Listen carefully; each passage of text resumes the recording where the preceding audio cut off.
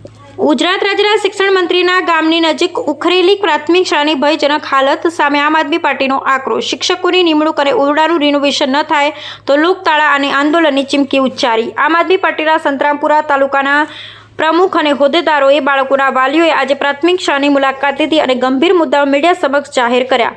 આ શાળા શિક્ષણ મંત્રી કુબેરભાઈ ડિંડોના ગામથી ફક્ત 2 કિલોમીટરના અંતરે હોવા છતાં આ શાળામાં એક પણ રેગ્યુલર શિક્ષક હાલ નથી.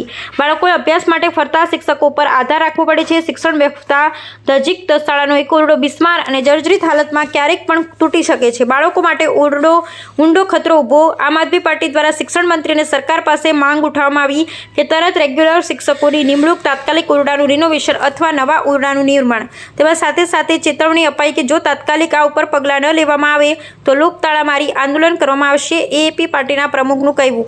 હવે જોવાનું રહ્યું કે ગુજરાતના શિક્ષણ મંત્રી કે પછી સરકારના કોઈ બાહોશ અધિકારી અથવા પદાધિકારીઓ આ શિક્ષણ મંત્રીના ગામના ગરીબ બાળકોના હિતમાં પગલાં લે છે કે ફરી આંખ આડા કાન કરે છે. મંત્રીના એરિયામાં 100માંથી 99 સ્કૂલો, દરેક સ્કૂલની આ હાલત છે. તો મારું શિક્ષણ મંત્રી સાહેબને કહેવાનું એટલું જ છે કે સાહેબ, તમને મોકો મળ્યો છે. આ 123 વિધાનસભાની જનતાએ આપને મોકો આપ્યો છે. તો અમારા બાળકોને શિક્ષણ સારું મળે, સ્કૂલોના ઓરડા તાત્કાલિક મંજૂર કરાવે. અને જો આ ઓરડાઓ તાત્કાલિક મંજૂર ના થયા અને અત્યારે જે રાજસ્થાનની અંદર ઘટના બની છે, આ ઓરડો આ જ હાલતમાં છે, આ તાત્કાલિક ઓરડાને એનું ડિસમેન્ટલ કરી અને નવીન ઓરડો બાંધકામ કરી અને તાત્કાલિક ધોરણે અમને ન્યાય મળે. બાકી જો ન્યાય નહીં મળે તો અમે ગાંધી ચિંધ્યા માર્ગે આંદોલન કરવા તૈયાર છીએ અને તમામ ઓરડાઓની તપાસ થાય એવી અમારી માંગ છે. આ જે આખી સ્કૂલ છે,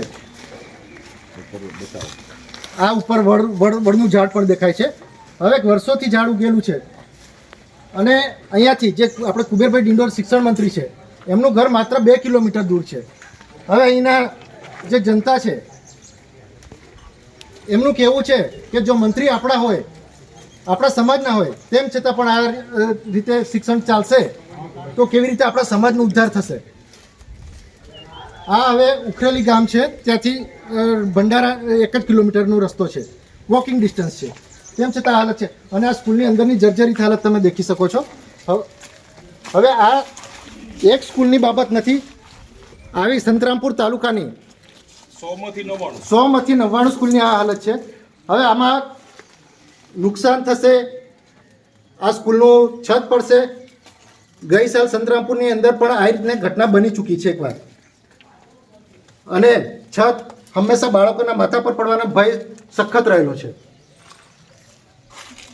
એટલે જોઈ લેજો. અને મારી માંગ છે કે હવે આ શિક્ષણમાં સુધારો થાય અને જે જર્જરિત હાલત સ્કૂલ છે એને તાત્કાલિક ધોરણે સુધારો કરવામાં આવે. ડૉક્ટર કલ્પેશ સંગાડા. આ સંતરામપુર તાલુકાના ઉખરેલી ગામમાં ડામોરફળિયા વર્ગ તરીકેની સ્કૂલ ચાલી રહી છે. છેલ્લા 1990થી ચાલે છે અને અહીંયા લગભગ હાલની તારીખે 32 થી 33 જેટલા વિદ્યાર્થીઓ અત્યારે હાજરી પ્રેઝન્ટમાં છે. તેમ છતાં આ સ્કૂલની તમે હાલત દેખી શકો છો કે એકદમ જર્જરિત હાલતમાં છે. કે બાળકો બહારની સાઈડ નીકળે, રમવા માટે નીકળે તો પણ નીચે દબાઈ અને કોઈ મોટી જાનહાનિ થઈ શકે એમ છે. એટલે ગામના આગેવાન તરીકે મારા ધ્યાનમાં આવતા, જાગૃત નાગરિક તરીકે મને લાગ્યું કે આમાં ખરેખર વર્ષોથી આની આ હાલત છે સ્કૂલની. તો સ્કૂલ આપણે આનું કંઈક નિરાકરણ આવે, કારણ કે રજૂઆત બહુ સમયથી થતી આવી છે કે કેટલી વખત પ્રિન્સિપાલોએ પણ રજૂઆત કરી છે કે જર્જરિત હાલતની અંદર આ સ્કૂલ છે, તો એનું કંઈક નિરાકરણ આવે. અને આ માત્ર આપણે જે ગુજરાતના શિક્ષણ મંત્રી કહેવાય સાહેબ ડૉક્ટર કુબેરભાઈ ડિંડોર, એમના ઘરથી લગભગ 2 થી 3 કિલોમીટરના એરિયામાં જ છે. એટલે કે એમના ઘરથી વોકિંગ ડિસ્ટન્સ છે, પણ એમના ધ્યાનમાં નથી આવ્યું. એટલે હું આપના માધ્યમથી એમની જોડે એ આશા રાખીએ છીએ આપણે ગામવાસી તરીકે કે આપણે શિક્ષણ મંત્રી છો તો થોડુંક આપણે આ સમાજની સ્કૂલોને પણ થોડુંક સુધારા વધારો કરો અને આપણને જે મોકો મળ્યો છે એ મોકાનો ફાયદો ઉઠાવી અને જે આપણો આદિવાસી સમાજ હંમેશા પાછળ પછડાતો રહ્યો છે એ થોડો ભણશે, આગળ આવશે અને જાગૃત થાય એવી મારી અપેક્ષા અને આશા છે. અને ગામજનો સાથે અમે મળી અને આ રજૂઆત કરીએ છીએ એટલે તાત્કાલિક ધોરણે આનો નિકાલ આવે એવી માંગ છે અમારી. શું નામ સાહેબ આપનું? મારું નામ દલસુખભાઈ બામણિયા. જી, આ બાબતે આપનું શું કહેવું? મારું એ કહેવું છે કે બીજેપી સરકાર એટલું બધું કહે છે કે અમે આટલો બધો વિકાસ કર્યો, તો મારું એ જ કહેવું છે કે જો શિક્ષણ મંત્રીના પોતાના ગામમાં પોતાના ફળિયામાં જો સ્કૂલની કન્ડિશન આવી હોય તો આખા ગુજરાતનું કેવી કન્ડિશન હશે. એટલે મારે મંત્રી સાહેબને એમ કહેવું છે કે તાત્કાલિક આ તમારા ગામની અને ફળિયાની સ્કૂલ છે તો ત્યાં શિક્ષકો તાત્કાલિક મૂકો. શિક્ષકોને બિલકુલ શિક્ષકો નથી, ત્યાં પગાર કેન્દ્રમાંથી શિક્ષક ફાળવવામાં આવે છે, એના ટાઈમે આવે ને ટાઈમે જતો રહે, બાળકોને કોઈ શિક્ષણ મળતું નથી. અને જો આદિવાસી એરિયાની અંદર જો બાળકોને શિક્ષણ ના મળે અને આપણે મોટી આશા રાખીએ કે ભાઈ આદિવાસી ભણીને આગળ આવે, એ સદંતર ખોટું છે. માટે શિક્ષણ મંત્રી સાહેબને મારું એક કહેવું છે કે તાત્કાલિક આ શિક્ષકોની નિમણૂકો કરે અને જે કંઈ આ ઓરડો ખંડર હાલતમાં છે એને તાત્કાલિક પાડી અને આથી એનો જે કાંઈ રસ્તો કરવાનો છે કરી નાખે. કાં તો જે બાળકો અત્યારે ભણી રહ્યા છે એ ઓરડાની બી કન્ડિશન બહુ ખરાબ છે, ચારે બાજુ તેડો થઈ ગયેલી છે અને પાણીનો અંદર પ્રવેશ થાય છે. માટે મારું એ કહેવું છે કે આ બંને ઓરડા તાત્કાલિક બદલી અને નવા ઓરડા બનાવે અને શિક્ષકોની તાત્કાલિક ભરતી કરી અને આ શિક્ષકો મૂકે એવી અમારી માંગ છે. આમ આદમી પાર્ટી સંતરામપુર તાલુકા પ્રમુખ દલસુખભાઈ. સર, આપનું કેવું છે આ સ્કૂલની અંદર શિક્ષકો નથી, તો કેટલા શિક્ષકો નથી અને કેટલા સમયથી નથી? હવે સાહેબ અહીંના શિક્ષકને અમે પૂછ્યું છે કે ભાઈ એક શિક્ષક હતો આગળ, પરંતુ હવે કંઈક રિટાયર થયા છે, બરાબર. એ રિટાયર થયા પછી જે કંઈ લાગતી વળગતી સ્કૂલમાંથી પગાર કેન્દ્રમાંથી કંઈ શિક્ષક એક મોકલવામાં આવી રહ્યો છે હાલ. હવે એ શિક્ષક એનું પોતાનું શિક્ષણ જે તે શિક્ષકોને આપણે બાળકોને શિક્ષણ આપવાનું છે એ છોડીને અહીં આવતા હોય છે, કેમ કે ત્યાં બી વર્ગ 1 થી 5 કે 7 છે એવું કેવું છે એમનું, તો ત્યાં કોણ પણ આવતું હશે. એટલે આ સરકારમાં એમ કહે છે કે વિકાસ તો ગાંડો વિકાસ કહેવાય. જો ખરેખર શિક્ષકોની ભરતી કરો અને દરેક સ્કૂલોમાં પૂરતો સ્ટાફ મૂકો અને આદિવાસીઓને પૂરું શિક્ષણ મળે અને આદિવાસીઓનું શિક્ષણ મળે તો કંઈક આગળ વધે એવી અમારી આશા છે. અને એવી રીતે અમારી સરકાર પાસે માંગ છે અમારી. જો આગામી સમયમાં તમારી આ માંગ પૂરી ન કરવામાં આવે તો આગળ તમે આ શું કરશો?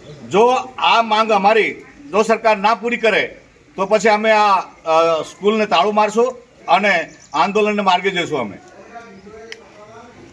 શું નામ સર આપનું? દામોદ જસીનભાઈ ઉપર કયા ગામના નિવાસી આપ? ઉખરેલ આ ડામોર ફળિયાનો જ છું. શું કેવું છે આપનું આ બાબતે?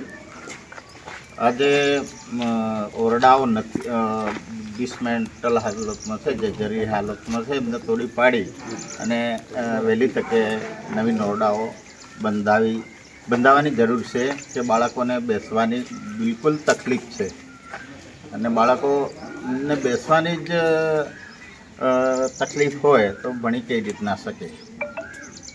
એટલે વહેલી તકે ઓરડાઓ થઈ જાય એવું સરકારશ્રીને આપણે માગણી કરીએ છીએ. અમે વાલી તરીકે હું આ બોલું છું.